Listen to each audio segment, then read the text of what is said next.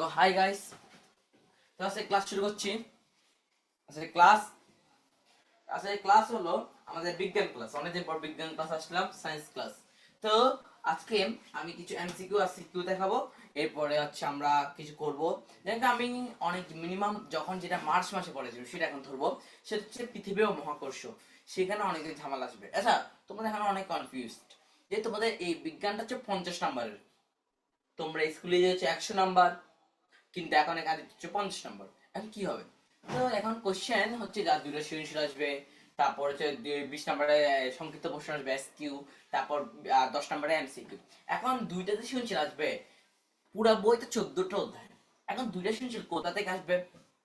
ওটা কি মিক্স করে আসবে নাকি অধ্যায় ভিত্তিক চলে আসবে? আমার লাগছে অধ্যায় ভিত্তিক আসবে। অধ্যায় ভিত্তিক মানে মনে করো তোমাদের প্রথম অধ্যায়গুলোর নাম বলি। প্রাণী জগতের শ্রেণীবিন্যাস, তারপর হচ্ছে তোমার জীবের বংশবৃদ্ধি, তারপর ব্যাপন অবস্থার প্রশোধন, তারপর উদ্ভিদের বংশবৃদ্ধি, তারপর সমন্বয় নিঃসরণ, পরমাণুর গঠন, পৃথিবী মহাকর্ষ, তারপর রাসায়নিক বিক্রিয়া, বর্তনীয় জলবিদ্যুৎ, অন্ধকারক লবণ, আলো, পৃথিবী মহাবিশ্ব। তারপর একটা কি আছে, রোদের নামটা মন আসছে, মুখস্থ না, জানি না। আচ্ছা, চতুর্থের নাম হলো তোমার পরিবেশ ও বাস্তুতন্ত্র। তোমরা শিওর ধরে রাখো, একটা যা দুইটা আসবে, আমার মনে হচ্ছে দুইটা সিকিউ আসবে না, এই দুইটা সিকিউ আসবে যে তোমাদের পৃথিবী ও মহাকর্ষ থেকে সামথিং একটা হলো। আমি বলি ইম্পর্টেন্ট চ্যাপ্টার কোনটা কোনটা। আসো তো শুরু করি। অধ্যায়গুলো আগে বলে দিই, তারপর আমি যেটা কিছুদিন বিগত সেগুলো পড়াবো না এখন। কিন্তু আমি একটা সব পড়াচ্ছি, কিন্তু এখন আর বিগত গুলো পড়াচ্ছি না। এখন শুধু এগুলো অনেক দিয়ে পড়াচ্ছি, যেমন সপ্তম অধ্যায় পড়াতে পারি, পরমাণু গঠন পড়াবো, তারপর হচ্ছে তোমাদের মানে রিভাইজ করে দিব আর কি। আসো, কারণ একদম সামনে চলেছি তোমাদের। ওকে, প্রথম অধ্যায়, দ্বিতীয় অধ্যায়, তৃতীয় অধ্যায়, চতুর্থ অধ্যায়, পঞ্চম অধ্যায়, ষষ্ঠ অধ্যায়, সপ্তম অধ্যায়, অষ্টম অধ্যায়, নবম অধ্যায়, দশম অধ্যায়, 11 অধ্যায়, 12 অধ্যায়, 13 অধ্যায়, 14 অধ্যায়। ঠিক আছে? প্রথম অধ্যায় আসবে না, যেটা মাস্ট বি শিওর, কারণ কি ওটা টিচাররা জানাটা একদম ইজি। দ্বিতীয় অধ্যায় আসার চান্সেস আছে 70%। তৃতীয় অধ্যায় আসার চান্সেস 50%। চতুর্থ অধ্যায় আসার চান্সেস তো 90%, কারণ এটা একটু বেশি কঠিন চ্যাপ্টার, যা বোর্ড অ্যাভয়েড করবে না। ঠিক আছে? পঞ্চম অধ্যায় সমান এটাও তো 90%, কারণ এই দুটো হচ্ছে মাস্ট বায়োলজি চ্যাপ্টার। এখন স্যার দুইটা সৃজনশীল, একটা ফিজিক্স শুধু একটা চ্যাপ্টার আছে, এই সপ্তম অধ্যায়টা এখন বলবো। ষষ্ঠ অধ্যায় আসার চান্স হচ্ছে 100%, কারণ এই দুইটা চ্যাপ্টার এইটা তোমার ক্লাস 9-এ পড়াই দেবে, কেমিস্ট্রি বইটা।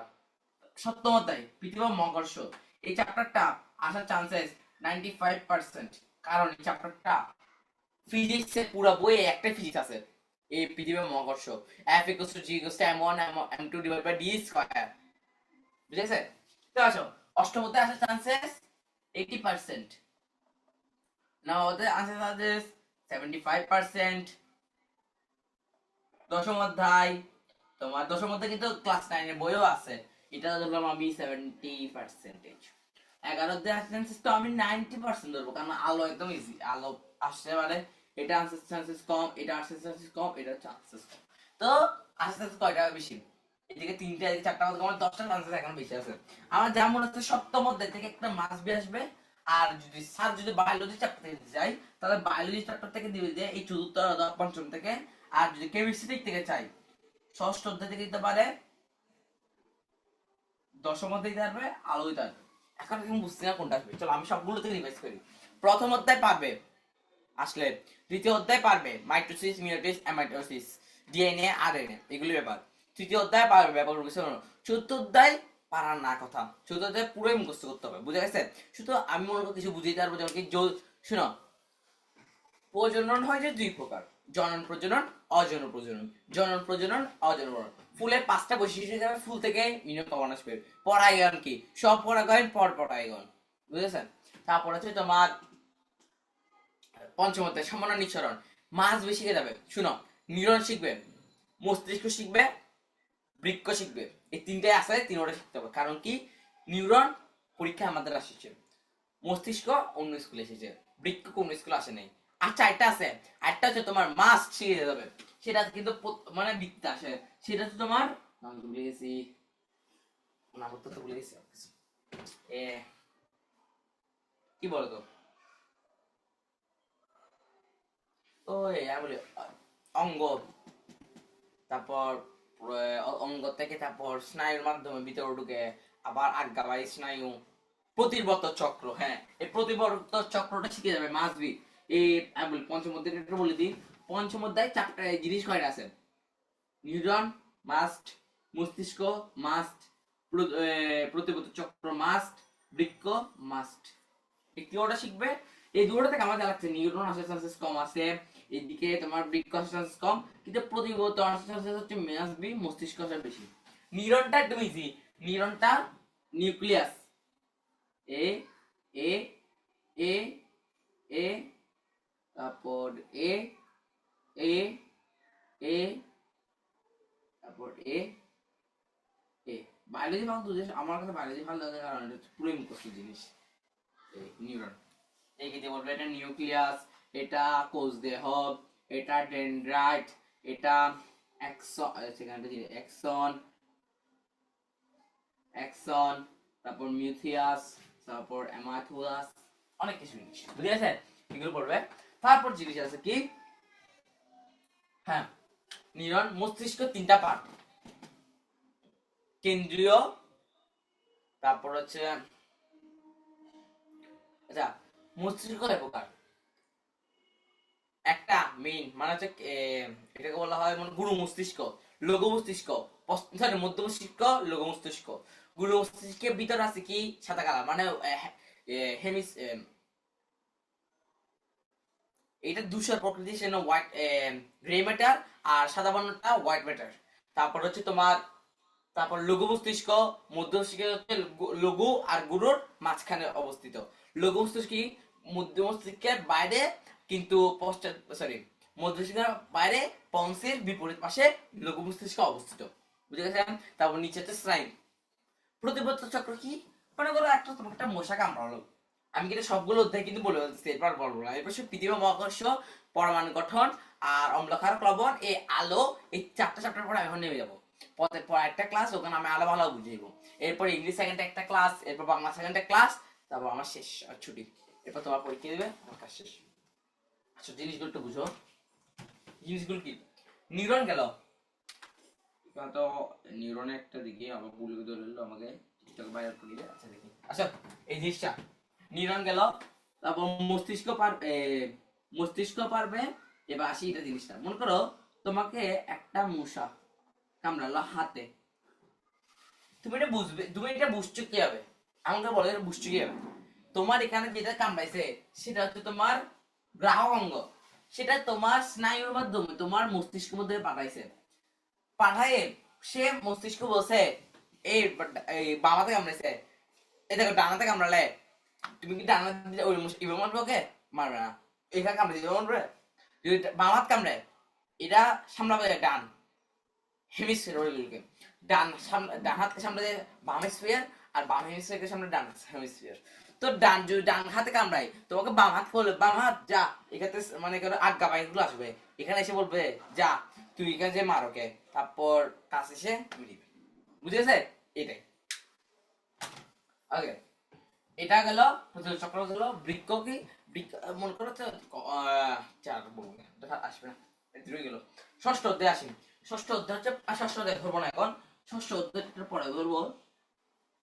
ষষ্ঠ অধ্যায়, সপ্তম অধ্যায়, দশম অধ্যায়, 11 অধ্যায়, এই চারটা চ্যাপ্টার পড়া ধরতেছি, একটু বেশি পড়বো।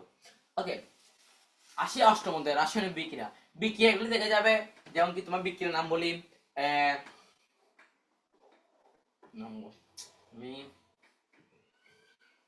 নাম হচ্ছে, নাম হচ্ছে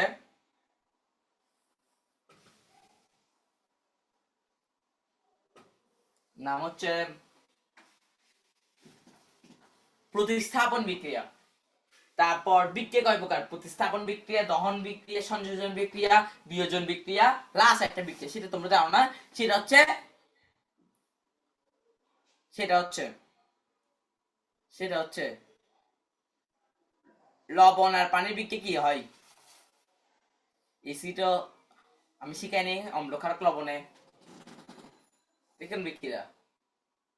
কোন বিক্রিয়া এটা বলতো? কোন বিক্রিয়া? কোন বিক্রিয়া বলতে গেলে মনে হয় এখনো মনে আছে সবকিছু।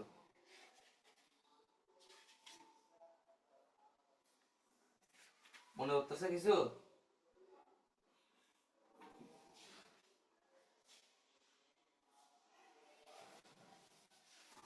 মনে করতেছে?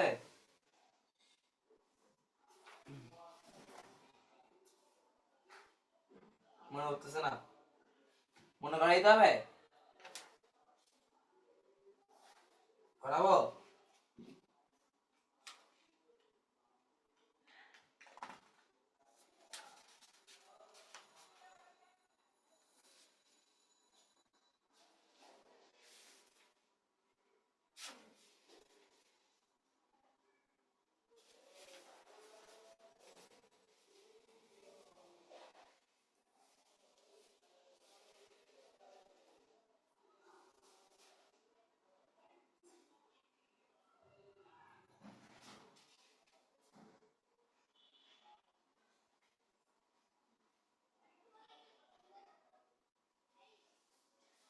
মনে করতেছে কোনো কিছু?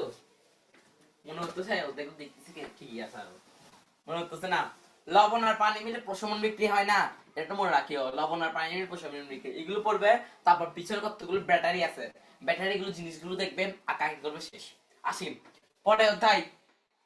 এই অধ্যায়ের নাম কি? বর্তনীয় চলবিদ্যুৎ। বর্তনীয় চলবিদ্যুৎ। বর্তমান চলবিদ্যুৎ ওহমের সূত্রে ভালো পড়বে। ওহমের সূত্রে ভালো পড়বে। ওহমের সূত্র কি? তাপমাত্রা স্থির থাকলে কোন তাপমাত্রা স্থির থাকলে কোন নির্দিষ্ট বস্তুর মধ্যে ওই পরিমাণ আধান, মানে আই ইকুয়ালস টু, মানে আই সমানুপাতিক ভি, আই ব্যস্তানুপাতিক আর। মানে আই যদি বড় হয় ভিও বড় হবে, মানে বাড়বে। যে আই যদি ছোট হয়, এটা বাড়লে আর সরি ভিও বাড়বে, এটা কমলে এটা কমবে। আর আয়ের সাথে আর এর সম্পর্ক হলো ব্যস্তানুপাতিক, তাই 1/r মানে আই ইকুয়াল v/r। তুমি কি জানো আই মানে কি? তড়িৎ প্রবাহ। ভি মানে কি? বিভব পার্থক্য। আর মানে কি? রোধ। যদি বলে মনে করো এটাতে রোধ, এটা দিয়েছে 3600, এখানে দিয়েছে তোমার 600, আর কত জিজ্ঞেস করছে। তুমি এখান থেকে আবার সূত্র বানাতে পারবে চাইলে। কি বানাবে? তুমি জানো v/r ইকুয়ালস টু আই, তাহলে v equals to, sorry, r equals to I by V. এই দুটোকে গুণ করবে, জাস্ট এটা দেখে এভাবে করো অঙ্কগুলো। ওকে, এখানে ম্যাথ আছে, এটা কিন্তু আসলে ফিজিক্সে ধরা যায়, ফিজিক্স ধরবো না আমি। আচ্ছা, দশম অধ্যায় আমরা বলবো, আলো বলবো। 11 অধ্যায় এখানে পুরো মুখস্থ করবে। সূর্য থেকে কতটুকু, সূর্য থেকে পৃথিবীর দূরত্ব কত, এগুলো দেবে। 15 লক্ষ কিলোমিটার। তারপর হচ্ছে তোমার চার থেকে এখানে দূরত্ব 3,64,000। 3,64,000। তারপর প্রথমে কে গেছিল? Valentina Tereshkova. তারপর ইউরি গ্যাগারিন। তারপর কত সালে গেছিল এগুলো দেখবে। খাদ্য পুষ্টি আমি কিচ্ছু বলবো না, পুরো মুখস্থ চ্যাপ্টার। ক্যালোরি ক্যালোরি দেখে ফেলবে। তারপর পরিবেশের বাস্তুতন্ত্র দেখে ফেলবে। যে পুকুর বাস্তুতন্ত্র এগুলো দেখবে, এগুলো দেখবে। আসি এবার আমি যে চারটা চ্যাপ্টার নিয়ে কথা বলবো। ষষ্ঠ অধ্যায় তোমরা মূল হচ্ছে চারটে শিখে গেলো ক্লাস 9 যেটা লাগবে এখন। তোমরা তোমাদের ক্লাসে এটা না 20টা জিনিস শিখে ফেলো। Hydrogen, helium, lithium, beryllium, boron, carbon, nitrogen, oxygen, fluorine, neon, sodium, magnesium, aluminium, silicon, phosphorus. Phosphorus, sulphur, chlorine, argon, potassium, calcium. এই 20টা শিখে ফেলো। তারপর এগুলো ইলেকট্রোমিটার শিখে ফেলো। ইলেকট্রোমিটার 1 এক্সপিডেন্ট শিখতে হবে না, তোমরা শিখতে হবে ওই 2, প্রথম কক্ষ হতে 2। এটা সূত্র কি জানো? 2n²। যে n এর মান 1 হয় তাহলে 2 গুণ 2, 2। প্রথম কক্ষ তো কয়টা আসবে? দুইটা। দ্বিতীয় কক্ষ হতে 2n², 2 গুণ 2² মিন্স 8। দ্বিতীয় কক্ষ হতে 8টা, এরকম হবে। তৃতীয় কক্ষ হতে 8টা, চতুর্থ কক্ষ হতে 8টা, পঞ্চম কক্ষ হতে 8টা। তৃতীয় কক্ষ হতে আসবে 18টা, চতুর্থ কক্ষ হতে আসবে 32টা। এভাবে করবে, বুঝা গেছে? তারপরে সে রাদারফোর্ডের ওগুলো দেখলে মডেলগুলো দেখবেন। তারপর আসি ও মূল কথা, তোমার আইসোটপ দেখবেন। আইসোটপ কয় প্রকার? 3 প্রকার: প্রোটিয়াম, ডিউটোরিয়াম, ট্রিটিয়াম। প্রোটিয়ামে প্রোটন সংখ্যা সমান থাকে কিন্তু নিউট্রন সংখ্যা ভিন্ন, নিউট্রন সংখ্যা কম। ঠিক আছে, এই আইসোটপে যেন কিন্তু প্রোটন সংখ্যা সমান, ইলেকট্রন সংখ্যা সমান, কিন্তু নিউট্রন সংখ্যা ভিন্ন। ডিউটেরিয়ামে সমান সমান 1 1। তারপর তারপর ট্রিটিয়ামে হচ্ছে যে প্রোটন সংখ্যা কম কিন্তু নিউট্রন সংখ্যা বেশি। আবার আচ্ছা প্রোটন মানে কি? ইলেকট্রন। প্রোটন যতটা ইলেকট্রন ততটা। আচ্ছা তোমার একটা মূল কোশ্চেন বলে দিই, পরমাণু মূল কেন্দ্রে ভার মানে ভর বেশি কেন? বলবে যে ওইটার ভিতরে আছে প্রোটন আর নিউক্লিয়াস, ওটা কেন্দ্র করে ঘুরবে ইলেকট্রন। ইলেকট্রন ঋণাত্মক চার্জ, প্রোটন হচ্ছে ধনাত্মক, নিউট্রন কোনো চার্জ নেই, চার্জ বিহীন। বুঝেছে? এবার লিখবে। আসি এরপরে এরপরে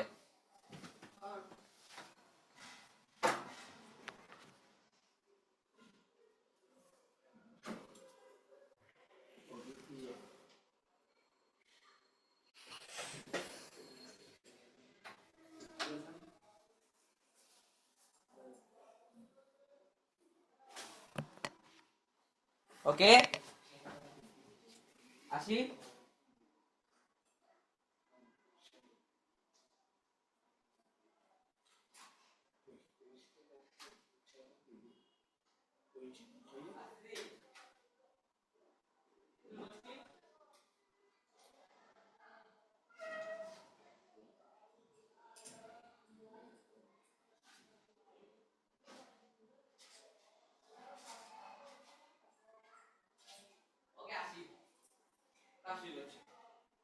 ওকে আসি, এতটুকু বুঝছো? আইসোটা বুঝছো? আইসোটার কোনো ব্যাপার আছে? আইসোটা মনে হয় মোটামুটি পারবে। আইসোটা পারবে, তাহলে আইসোটা শেষ। এটা গেল। এবার আসি ভিডিও মহাকর্ষ মূল সূত্র। F equals to G equals to M1 M2 divided by D square। F এর সাথে M1 M1 কি? সমানুপাতিক। সূত্র কি? পৃথিবীর পৃথিবী ও ভুলে গেছে, উত্তরটা না ভুলে গেছে, সব মনে রাখতে পারি, পুরো বিজ্ঞান বই মুখস্থ হয়ে গেছে। পৃথিবীর প্রতিটি পৃথিবীর আচ্ছা হ্যাঁ, মহাবিশ্বের প্রতিটি বস্তু কণা একে অপরকে আকর্ষণ করে। এই আকর্ষণ বলের মান বস্তু কণাদের ভরের গুণফলের সমানুপাতিক এবং এটি দূরত্বের বর্গের ব্যস্তানুপাতিক। মানে কি? আই ইকুয়াল বি, মানে করো বলছি কি মহাকাশের প্রতিটি বস্তু কণা একে অপরকে আকর্ষণ করে, এফ ইকুয়াল একে অপরকে আকর্ষণ করে। এই আকর্ষণ বলের মান বস্তু কণাদের ভরের গুণফলের সমানুপাতিক, মানে M1 M2 সমানুপাতিক। এটা পারলে এটা পারবে, এটা পারলে এটা কমবে, এটা পারবে, এটা কমবে, এটা কমবে, এটা পারলে এটা পারবে। আর এটি বস্তু কণাদের সংযোগ সরবরাহ ক্রিয়া করে, মানে এটা পর্ব ক্রিয়া করে। তারপর এটি দূরত্বের বর্গের ব্যস্তানুপাতিক, মানে কি? এটা পারলে এটা বর্গের বলছে না, কমবে। তাহলে f equals to g একটা সমানুপাতিক ধ্রুবক। এটার মান হচ্ছে g এর মান হচ্ছে 6.670 nm স্কয়ার kg ইনভার্স 2। অবশ্যই এটা লেখা আসবে, বুঝে গেছে? এটা কিন্তু এমসিকিউ এর জন্য মারাত্মক একটা কোশ্চেন। এটা কিন্তু জি এর মান অনেকে জানা, আমি বলে দিলাম। তারপর হচ্ছে তোমার ক্যালকুলেটর উঠাতে পারে, এগুলো ক্যালকুলেটর নিয়ে পারবে তোমরা। তারপর আসি f equals to g m square by r square. R মানে হচ্ছে পৃথিবীর ভর। তারপর হচ্ছে আইতাছে, শুনো, পৃথিবী কি আসলে গোলাকার না ডিম্বাকারের মতো? কারণ পৃথিবী হচ্ছে, পৃথিবী দেখতে হচ্ছে এই টাইপের একটা, সবাই গোলাকার, কিন্তু আসলে গোলাকার না। পৃথিবীর কেন্দ্র থেকে ধরলে পৃথিবীর কেন্দ্রে কিন্তু মানুষ হওয়ার জন্য শূন্য। তোমরা যদি লাভ মারো, না ক্যামেরা, আচ্ছা ওকে, তোমরা যদি লাভ মারো তাহলে আবার নিচে পড়ে যাও কেন? শুধু আকাশে একটা টানতে, এই পৃথিবী তোমাকে টানে বলে তুমি দেখো, তাই না? পৃথিবীটা টানের একটা জিনিস আছে চলে। তাহলে আমি বুঝেছি পৃথিবীর একটা টান আছে, তাই বলছে আমাকে নিজের থেকে টানছে, তাহলে কিন্তু টানতো না, তাই না? তাহলে পৃথিবীর টান আছে, এটা তো একটা প্রমাণ হলো। এখন মনে করো যার ভর বেশি তার টান বেশি, নাকি যার ভর কম তার টান বেশি? মনে করো তুমি আর আমি কিন্তু কাহিনীটা বলছিলাম, একবার বললাম, যা আমি আর তুমি চাচ্ছি এখান থেকে লাভ মারতে, কে আগে পড়বে? যার ভর থেকে আগে বুঝবে, এটাই না? এই জিনিসটা মনে রাখবে। আর যার ভর বেশি তার আকর্ষণ বেশি, যার ভর কম তার আকর্ষণ কম। তো পৃথিবীর মাঝখান থেকে যদি কেউ যায় তাহলে তার মানে ভরটা শূন্য ধরে।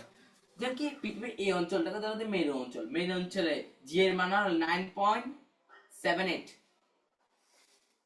9.78, বুঝেছে?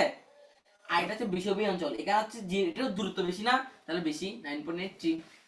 কিন্তু পৃথিবীর সবাইকে তাহলে যে 9.8 করে মিটার পার সেকেন্ড স্কয়ার করে, বুঝে গেছে?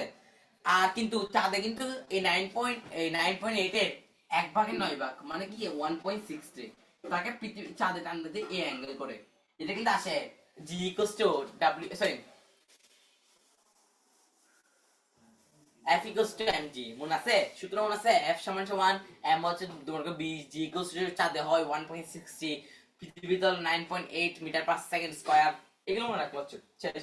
অম্লকারক লবণ আমি প্রত্যেক অধ্যায়ে কিন্তু রিভিশন করে দিলাম কিভাবে কিভাবে করবে আনসার, কারণ এটা তো 50 নম্বরের পরীক্ষা দেখতে বলা হবে। আচ্ছা আসুন আসি অম্লকারক লবণ। অম্লকারক লবণের লবণ উৎপাদনের বিভিন্ন প্রক্রিয়া দেওয়া আছে, তাই না? তারপর কয়েকটা জিনিস দিয়ে আছে। হ্যালো, লবণ যেমন কি যদি আমি ধরি যদি অ্যাসিড কোন ধাতুর সাথে বিক্রিয়া করে, মনে করো HCl 2HCl ধরি, এর পর দিয়ে সমাধান করতে পারি 2HCl প্লাস এসিড যদি একটা ধাতু মনে করেন Na, যা ধাতু কারা যাদের শেষ কক্ষতে 1 2 3 থাকে, তাহলে এটা দুই করি তাহলে NaCl2 H2। মানে কি বুঝা যাচ্ছে? যদি অ্যাসিড ধাতুর সাথে বিক্রিয়া করে লবণ ও হাইড্রোজেন গ্যাস উৎপন্ন করে, H2 মানে হাইড্রোজেন গ্যাস উৎপন্ন করে গেল। লবণ যদি পানির সাথে বিক্রিয়া করে তাহলে কি উৎপন্ন করে? অ্যাসিড সাথে যদি অম্লের সাথে লবণ খারের সাথে বিক্রিয়া করে লবণ ও পানি উৎপন্ন হয়, তাই না? প্রমাণ দেখবে HCl, HCl কি H মানে কি সেটা হচ্ছে অ্যাসিড, ক্ষারক মানে কি NaOH, যারা অক্সাইড ও হাইড্রোক্সাইড যুক্ত তাদেরকে আমরা বলবো যে ক্ষারক। এই দুটোকে যোগ করো তাহলে NaCl লবণ H2O পানি, বুঝে গেছে? আসি এতটুকু গেল, বিষয়টা বুঝতে পারলাম মনে হয়। আসি পরের বিষয়। পরের বিষয়টা হলো অ্যাসিড যদি ধাতব কার্বনের সাথে সরি এমনি কার্বনের সাথে বিক্রিয়া করে তাহলে কি হয় দেখি তো আসো মান দেখি আমরা 2HCl প্লাস ক্যালসিয়াম কার্বনেট ধরলাম, তাহলে CaCl এটা 2 তো যখন সমতা হয়ে যায় CaCl2 লবণ